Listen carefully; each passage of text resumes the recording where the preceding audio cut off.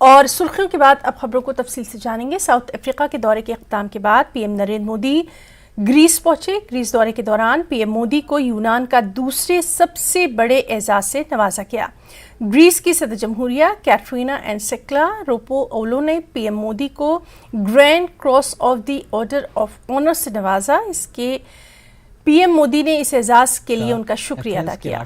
South Africa के दौरे के बाद पीएम मोदी एथेंस पहुंचे, जहां एथेंस के वज़ीर ख़ारजा ने पीएम मोदी का पुरतपाक इस्तकबाल किया।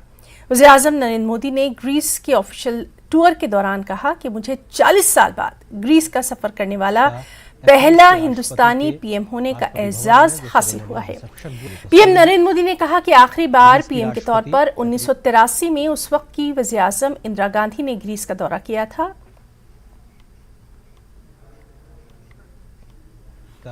एथेंस के राष्ट्रपति के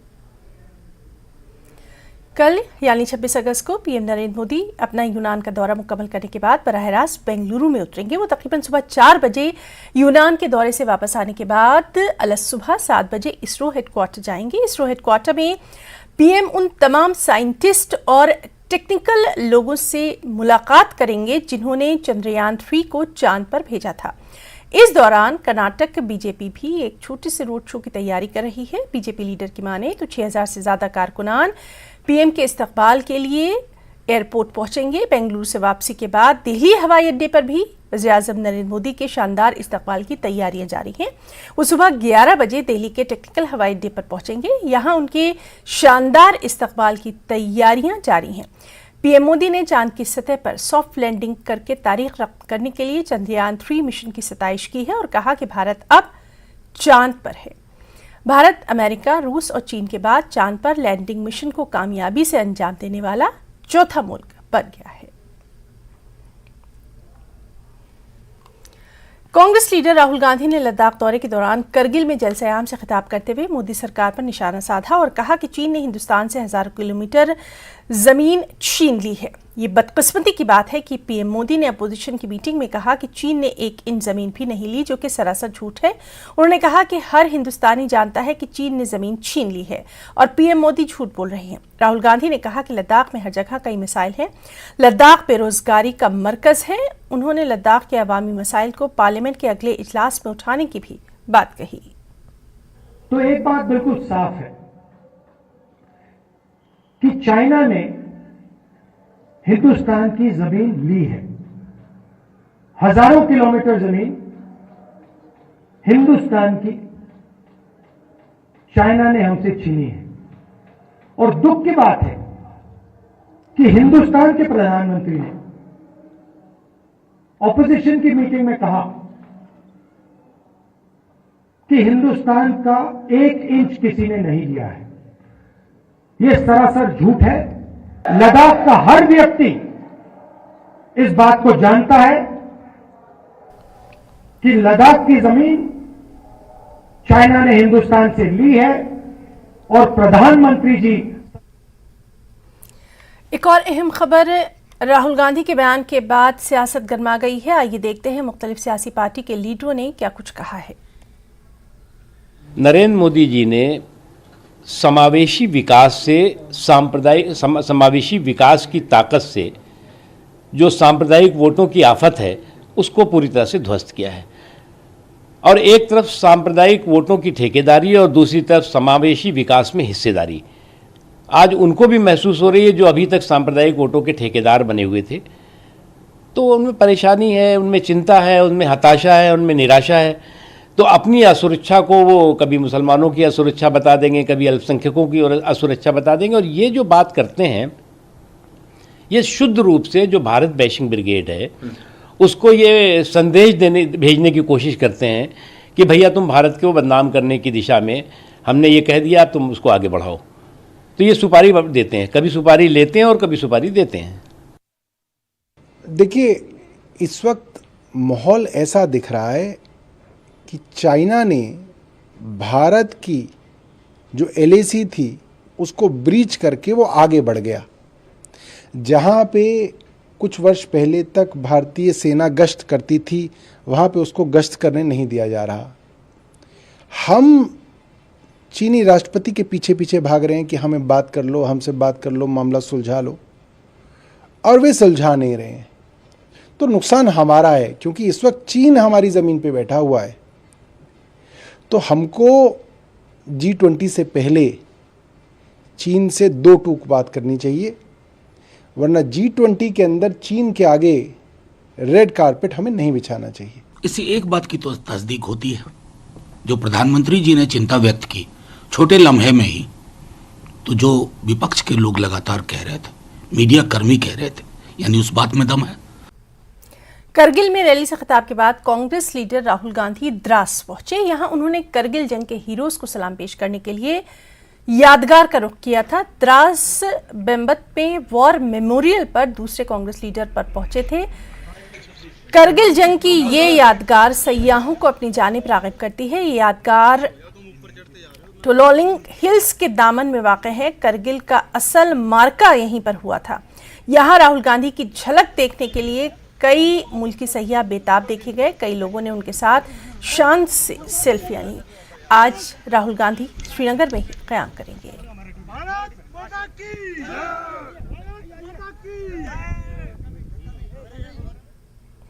कांग्रेस के सीनियर लीडर राहुल गांधी लद्दाख का दौरा मुकम्मल करने के बाद द्रास से कश्मीर में दाखिल पहुंचे। सोनमर्ग में कांग्रेस लीडर और उनके हामियों की एक बड़ी तादाद ने राहुल गांधी का इस्तकबाल किया। राहुल गांधी श्रीनगर के नगीन लेक पहुंचे।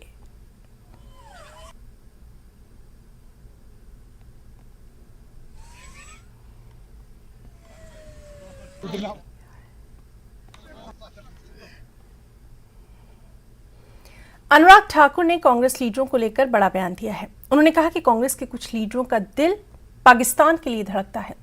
इस बयान के बाद वार पलटवार का सिलसिला जारी है। अनुराग ठाकुर के इस बयान पर कांग्रेस, आरजेडी और समाजवादी पार्टी ने पलटवार किया है। देखिए, बिरयानी खाएंगे ये, शॉल उड़ाएंगे ये, सारी डिप्लोमेसी करेंगे ये, जिन्ना की मज़ार पे जाएंगे ये, और दिल हमारा धड़के। जितना इन्होंने एक तरफ टेररिस्ट एक्टिविटी होती थी, एक तरफ जितना ये लोग ऊपर पढ़ के जाते थे बिन बुलाए, इससे साफ जाहिर होता है कि इनकी दोगली नीति है, इनकी मिसडायरेक्टेड फॉरेन पॉलिसी है। मैं तो सीधे कहूंगा कि अनुराग ठाकुर जी, आपको थोड़ा पढ़ने लिखने की जरूरत है। आप मंत्री बन गए हैं। एक तो अवाम और स्टेट में थोड़ा फर्क होता है, उस दोनों को हाइफनेट करना सीखिए। और आज तक हम नहीं समझे अनुराग जी कि अफगानिस्तान से हवाई जहाज पाकिस्तान बिरयानी खाने के लिए क्यों पहुंचा था, और हवाई जहाज किसका था? माननीय प्रधानमंत्री जी का। न सदन को पता, न देश को पता कि वो हवाई जहाज अफगानिस्तान से दिल्ली आने की बजाय लाहौर इस्लामाबाद क्यों गया था। एक बार उसकी जानकारी मिल जाएगी, फिर बैठ करके बात करेंगे। देखिए, किस दल का दिल पाकिस्तान के लिए धड़कता है ये अनुराग ठाकुर बेहतर जानते होंगे, क्योंकि कौन पाकिस्तान बिन बुलाया गया था ये देश जानता है। किसने पाकिस्तान की जांच एजेंसियों को हिंदुस्तान में जांच करने के लिए बुलाया था ये पूरा देश जानता है। कैसे एक पाकिस्तानी महिला हिंदुस्तान में अवैध तरीके से घुसपैठ करके हिंदुस्तान में घुस आती है और भाजपा उसको सर आंखों पे बैठाती है, पूरा देश देख रहा है। इसलिए पाकिस्तान के लिए दिल किसका धड़कता है ये अनुराग ठाकुर बेहतर जानते हैं। फिल्म द कश्मीर फाइल्स को नेशनल अवार्ड के लिए मुंतखब किए जाने पर मिला जुला रद्दअमल सामने आ रहा है। गुज़िश्ता दिनों ही फिल्म को नरगिस दत्त अवार्ड के लिए मुंतखब किया गया। कश्मीरी पंडितों ने फिल्म को अवार्ड मिलने पर खुशी का इजहार किया। वहीं अपोजिशन पार्टियों की जानिब से नेशनल अवार्ड दिए जाने पर सवाल खड़े किए जा रहे हैं। इसी मामले पर हमारी नुमाइंदा रचना उपाध्याय ने बीजेपी लीडर मनोज तिवारी से खास बातचीत की है। हमारे साथ बात करने के लिए मौजूद हैं बीजेपी सांसद मनोज तिवारी। मनोज जी, कश्मीर फाइल्स को जिस तरीके से कल राष्ट्रीय फिल्म पुरस्कार मिला, उसको लेकर भी विपक्ष सवाल खड़े कर रही है। देखो, विपक्ष के पास सवाल खड़े करने के अलावे और कोई काम नहीं है। कश्मीर फाइल्स को 1 महीना के अंदर ही सम्मानित कर देना चाहिए था, क्योंकि कश्मीर फाइल्स ने सत्य दिखाया है। कश्मीर फाइल्स ने न सिर्फ जो पीड़ित हैं उनकी बातें देश को बताई, बल्कि जो पीड़ा देने वाले थे उनकी सच्चाई भी उन कम्युनिटी को भी बताई जिनके कारण वो बदनाम होते थे। तो देश में इससे बड़ी राष्ट्रीय भावना का संचार और किसी फिल्म ने मुझे नहीं लगता है कश्मीर पे किया, और इसका हम बहुत स्वागत करते हैं। लेकिन सर, विपक्ष का तो कहना है कि ये तो एक प्रोपोगेंडा फिल्म थी, तो ऐसे में राष्ट्रीय एकता का पुरस्कार क्यों? प्रोपेगेंडा थी तो आप कोर्ट चले गए होते। इस देश में न्यायालय है, वो डिसाइड करेगा ना कि प्रोपेगेंडा है तो उसको रोक दिया जाए। पाकिस्तान भर में महंगाई और बिजली बिलों के खिलाफ एहतजाज किया गया है। भारी बिजली बिलों के खिलाफ पाकिस्तान के शहर रावलपिंडी में अवाम ने जबरदस्त एहतजाज किया। चांदनी चौक, लियाकत बाग, रावलपिंडी में अवाम ने हुकूमत मुखालिफ नारे बुलंद किए, जुल्म बंद करने की मांग की।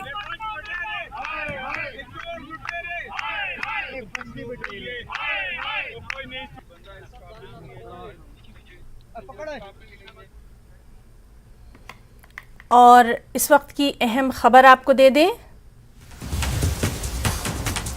पाकिस्तान ने भारत की हुसूलियाबी की तारीफ की है। जी हां, इस वक्त की ये बेहद अहम खबर, पाकिस्तान ने भारत के चंद्रयान 3 की चांद पर लैंडिंग की तारीफ की है।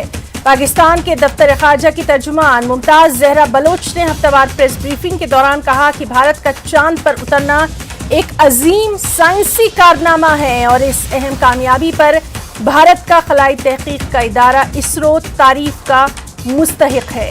तो बेहद अहम खबर, पाकिस्तान ने भी भारत के चंद्रयान 3 की चांद पर कामयाब लैंडिंग की तारीफ की है।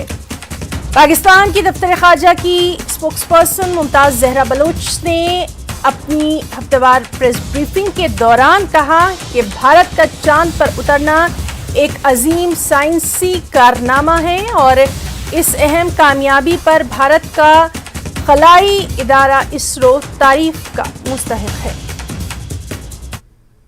यहां रुकना चाहेंगे एक छोटी सी ब्रेक के लिए।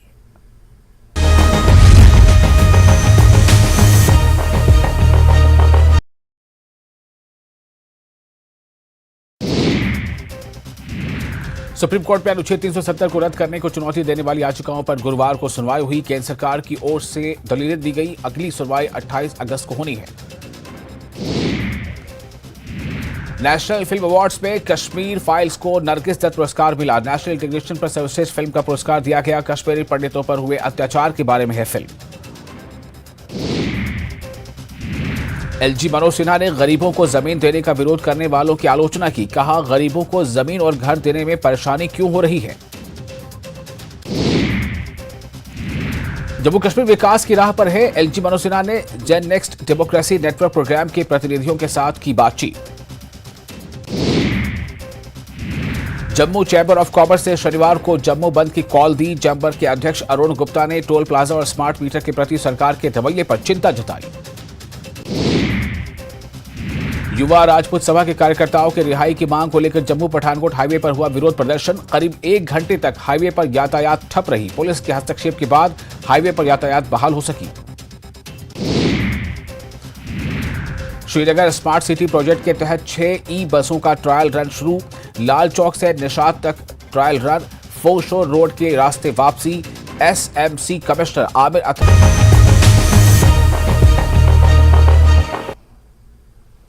ब्रेक के बाद एक और अहम खबर, जम्मू कश्मीर के बेजमीन डोमिसाइल अफराद को 5 मरले जमीन देने से मुतालिक हुकूमत ने गाइडलाइंस जारी कर दी हैं। प्रधानमंत्री आवास योजना ग्रामीण या आवास प्लस से मुस्तफीद होने वाले अफराद को यह फायदा हासिल होगा।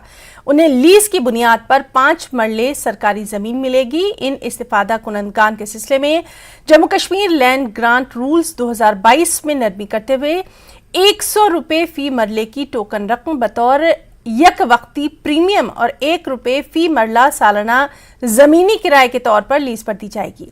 ये लीज 40 साल की मुद्दत के लिए होगी। मजीद 40 साल की मुद्दत के लिए मजीद तौसी की जा सकती है, जो तमाम ज़ाब्ता अखलाक या उसूलों की तकमील से मशरूत होगी। शिवसेना डोगरा फ्रंट ने स्मार्ट मीटर्स के खिलाफ जबरदस्त एहतजाज किया और युवा राजपूत सभा लीडरों की रिहाई का मुतालबा किया। शिवसेना डोगरा फ्रंट के सदर अशोक गुप्ता ने भी मकामी बीजेपी लीडरों को दोहरा मेयार अपनाने का इल्जाम लगाया और बीजेपी लीडरों पर तनकीद की।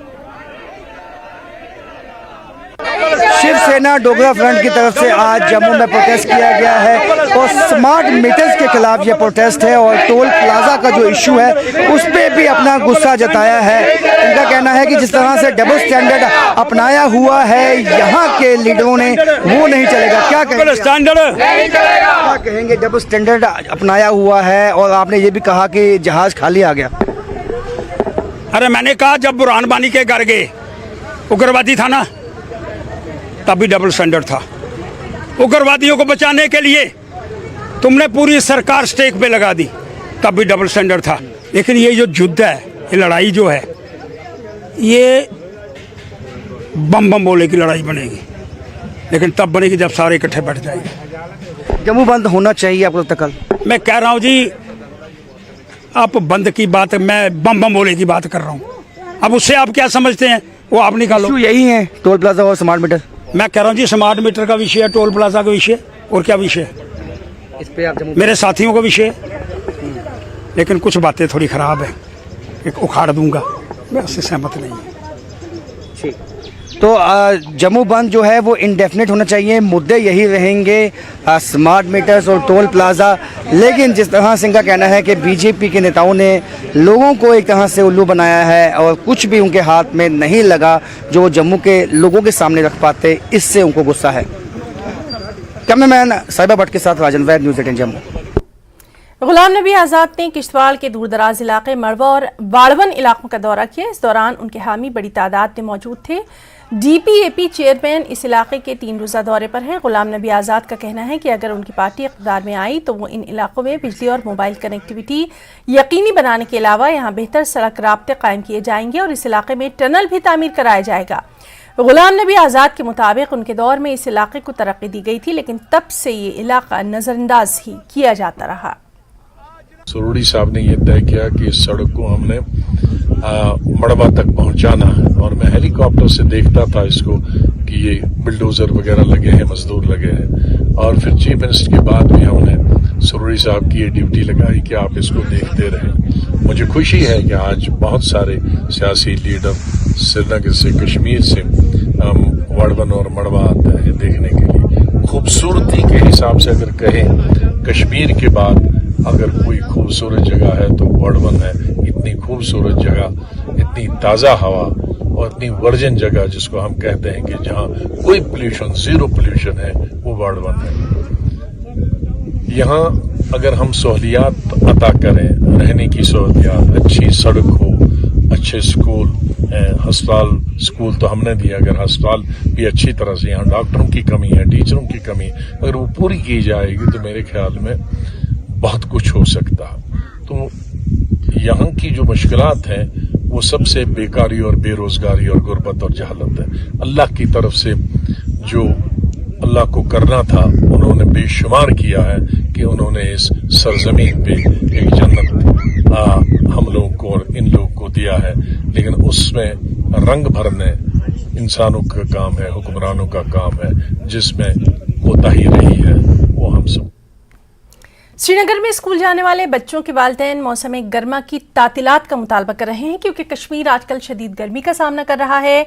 टेम्परेचर 34 डिग्री सेल्सियस से ऊपर जा रहा है। ज़रूरत से ज़्यादा गर्मी स्कूल जाने वाले बच्चों और ख़ासकर छोटे बच्चों के लिए बाइसे चैलेंज है।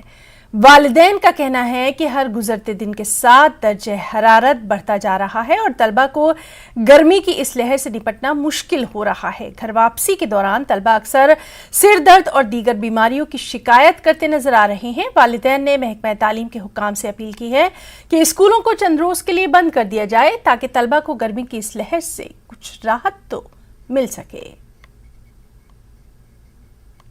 गर्मी की वजह से ना बहुत बच्चे परेशान हो रहे हैं और गवर्नमेंट को चाहिए थोड़ी सी और अगर वेकेशन करेंगे कुछ, बहुत एक किस्म का दम जैसा हो रहा है, मतलब बच्चों को भी परेशानी, पूरा पसीना पसीना होता है, क्लास में भी नहीं बैठ सकते, बीच में पावर होता है, अगर छोड़ते पावर भी नहीं होता है, बहुत परेशानी हो रही है बच्चों को। जिस एतबार से वादी कश्मीर में गर्मी महसूस की जा रही है, तो हमारे बच्चे जो है वो उकता जाते हैं। सुबह जब उन्हें निकलना होता है स्कूल के लिए तो सुबह ही कहते हैं कि या तो पानी की बोतल जो है हमें साथ में थमा दो, या फिर मजबूर करते हैं कि आज हम जल्दी आएंगे। उसे वाज़ेह तौर पे महसूस हो जाता है कि बच्चे कितना गर्मी से तंग आ चुके हैं। हालांकि इस वक्त इतनी गर्मी नहीं हुआ करती थी वादी कश्मीर में, इस साल जो लगता है ज़्यादा ही गर्मी महसूस होती है। अक्सर बोला जाता था 15 अगस्त के बाद गर्मी काफ़ी कम होती है, लेकिन ऐसा हमें देखने को तो नहीं मिल रहा है। स्पेशली हम कॉलेज जाते हैं, काफ़ी एग्जॉस्ट फील करते हैं। हम तो somehow we will manage, but जो बच्चे स्कूल जा रहे हैं उनके लिए काफ़ी डिफ़िकल्ट हो रहा है। वो घर आ रहे हैं स्कूल के बाद से, खाना भी एकदम ख़राब हो रहा है उनका, जो लंच बॉक्सेस में वो लेके जा रहे हैं। ऐसे में जो है गर्मी काफ़ी ज़्यादा है और गवर्नमेंट से ये इल्तिजा रहेगी कि या तो इनका शेड्यूल जो है, जितने पीरियड्स क्लासेस इनके दिन में होती है, वो थोड़ा कम हो। मेंढर के इलाके नार के लोगों ने महकमा जंगलात के आला अफसरान पर संगीन इल्ज़ाम लगाए हैं। मकामी लोगों का कहना है कि महकमे के एहलकार हमारा पानी और कब्रिस्तान का रास्ता बंद कर रहे हैं, जिसकी वजह से हमें मुश्किलात का सामना करना पड़ रहा है। लोगों का कहना है कि महकमे की जानिब से एक क्लोजर बनाया जा रहा है जिसकी वो तारबंदी कर रहे हैं और तारबंदी के अंदर हमारा कब्रिस्तान और पानी है जिसका रास्ता भी बंद कर रहे हैं। इनका कहना था कि सिर्फ हमको ही एतराज़ नहीं है, क्योंकि मनमाने तरीके से क्लोजर के पुल लगाए जा रहे हैं। लोगों का कहना है कि वो जो जी चाहे करें, लेकिन हमारा रास्ता बंद नहीं होना चाहिए। उन्होंने इल्ज़ाम लगाया कि महकमा जंगलात के एहलकार जानबूझकर कुछ कुनबों के लोगों को तंग कर रहे हैं और दूसरी तरफ जंगल की अराजी ऐसे ही खाली पड़ी हुई है। इन लोगों ने जिला तरक्याती कमिश्नर पुंछ और महकमा जंगलात के आला अफसरान से अपील की है कि उनके कब्रिस्तान और पानी का रास्ता बंद न किया जाए। क्या तुम देख सकते हो कि कोई भी इतना कोई पत्ता भी हलियाना यानी सिर्फ साढ़ा इतना गुजारा है। तो मतलब है 10-12 कुंबे आस इतना रहने वाले। तो साढ़ा कब्रिस्तान है, तो कब्रिस्तान जड़ा है वो भी ना मतलब है क्लोजर अंदर कर गए। तो मतलब है तो सारे लोग हिंदू है, कोई मुसलमान है, कोई मरना सब है, लेकिन ये ज़मीन अल्लाह की चीज़ है, तो किसी की मलकियत है नहीं। तो इतने मतलब है उन्होंने सारा कब्रिस्तान ही बंद कर दिता। मामला हमारे जी यहाँ पे क्लोजर लग रहा है, हम क्लोजर के बिल्कुल ख़िलाफ़ नहीं थे, शुरू से नहीं है, आज भी नहीं है। ये नहीं कि हम क्लोजर के ख़िलाफ़ थे जी, हमें क्लोजर नहीं चाहिए, हम कहते हैं क्लोजर लगे, लेकिन हमारा उसमें कब्रिस्तान या के पानी के माल में जहाँ जायज़ है, जो जगह है उसमें लगे। हमारे इधर गाँव के घर में जो है इधर तकरीबन 50 बकरियाँ होंगी, 100 बकरी होगी कम से कम, 50-100 बकरी, 20-25 भैंसें और 10-15 और जो माल मवेशी हैं, वो सब का गुजारा इसी जगह पर है। अगर उनका रास्ता बंद, वो जगह बंद हो जाएगी तो फिर हमारा यहाँ जीना जो है जीर्ण हो रहा है। यहाँ जो पानी है यह चरने के लिए ये 1 किलोमीटर दूर जाती हैं बकरियां, वापस आ जाती हैं। ये इन लोगों ने अपनी अपनी जगह बंद कर रखी हैं। तो मुझे ये जंगलात वालों से भी और आपसे भी ये रिक्वेस्ट है कि अपनी बोती पकड़ें, जो जंगलात की बोती लगाई है उस पर जाएं तो लगाएं। तो अब ये घर के पास ये खंबे लगा रहे हैं, ये लगा रहे हैं पास से ही। अब ये लियोले लोग जो है 10-12 कुंबे ये कहाँ जाएंगे? ना पानी पे जाने का रास्ता है, ना जंगल घास चराई का, मालवेशी का चराई का कोई है। इसमें एक सुबह डेपुटेशन मेरे पास आया था वहाँ से, नॉर्थ से। तो उन्होंने बताया कि कुछ वहाँ पे फॉरेस्ट डिपार्टमेंट वाले कोई क्लोजर वगैरह लगा रहे हैं, वहाँ पे तारबंदी कर रहे हैं। तो वो एरियाज हमारे पास कोई 80 साल से या 90 साल से ज़्यादा हम उधर के रहायशी हैं। खैर वो मसला रहायशी का नहीं है, अगर उनकी मलकियत होगी तो उस पर कोई तारबंदी नहीं होगी। हाँ, एरिया फॉरेस्ट का होगा तो फॉरेस्ट वालों ने उसमें तारबंदी करना है, सब्जेक्ट टू दी कंडीशन कि मैंने रेंज ऑफिस फॉरेस्ट को एक चिट्ठी लिखी, उसे मैंने कहा कि पहले उसको प्रॉपर्ली डिमार्केट कर लो जहाँ पे अगर आपका फॉरेस्ट एरिया आता है, बट उसमें भी आप किसी का रास्ता या पानी बंद नहीं कर सकते। आप सिर्फ वो जो तारबंदी करोगे या क्लोजर लगाओगे वो सिर्फ फॉरेस्ट को सेव करने के लिए, ना कि लोगों का रास्ता या पानी रोकने के लिए। महकमा तालीम लद्दाख ने गवर्नमेंट डिग्री कॉलेज द्रास में 2 रोज़ा लद्दाख तालीमी मेला 2023 का इनेकाद किया। इख्तामी प्रोग्राम में commissioner secretary higher education, information and technical education Padma Angmo मेहमान खुसूसी रही। इम्तियाज काचू और सोनम लोटस, अमजद अली अब्बासी और दीगर एहलकार मौजूद रहे। करगिल के बहुत से महकमों की तरफ से स्पॉन्सर करदा एस्पायर टू इंस्पायर के थीम के साथ लद्दाख तालीमी मेला मुनक़िद किया गया।